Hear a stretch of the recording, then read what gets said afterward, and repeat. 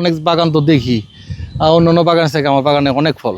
দেন কোনো একটা গিডা মিস নাই যে এর একটা গিডার মধ্যে একটা ডোকার মধ্যে যে ফল নাই, প্রতিটা ডোকায় 2-3টা করে থুকা। এই যে মানুষ আইতেছে প্রতিদিনই মনে হয় 20-50 জন মানুষ আসে, কারণ এই অত এলাকার তো এটা নাই। আইলে তো মানুষকে খাওয়াইতে হয়, তাই আসলে যার যার মন মধ্যে খায় আর কি। খাইতে অনেক মিষ্টি, প্রতিটা জাতি একটার পর একটা মিষ্টি। এটা দেখতে আলাদা একটা শান্তি।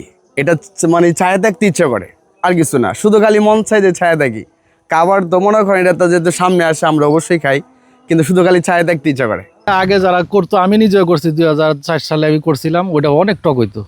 কিন্তু এখন দেখেন আমার এতে খাইয়ে দেন, আল্লাহর রহমত, বলতে পারবেন যে বাজার থেকে অনেক ভালো হইবে। এমনও বলে মেয়েরা, এমন একটা স্বামী যদি পাইতাম আমি, কতই না ভালো হইতো। অন্তপক্ষে ভাত না খায়, অন্তত যে যে ফলগুলো করছে ফলগুলো তো আমি খেতে পারতাম। চারা আনার লাগে আমি বহুত জায়গায় ঘুরছি, ঘুরার পরে এই জামালপুর ডিস্ট্রিক্ট শেখ ফরিদ ভাইয়ের কাছ থেকে ওই চারাটি ম্যানেজ করছি। আর অনেক জায়গার মধ্যে আমি টাকা দিছি, কিন্তু টাকা মেরে দিছে। দেখা গেছে অনলাইনে কিছু টাকা দেওয়ান লাগে, টাকাটা আর ফোনই ধরে না, এরকম কয়েক জায়গায় আমার মারছে।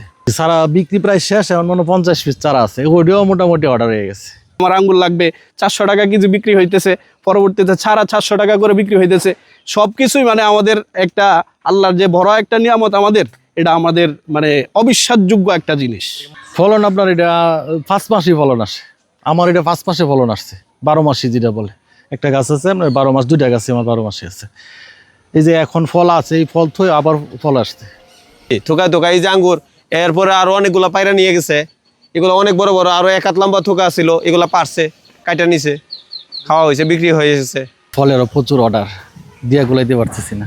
মোটামুটি মানুষ অনেক অর্ডার, আজকেও প্রায় 10 কেজির অর্ডার আছে। ছাদে 2টা গাছ লাগায় লাগলে এটা আমরা 30 বছর 20 বছর থাকবে, সমস্যা নাই।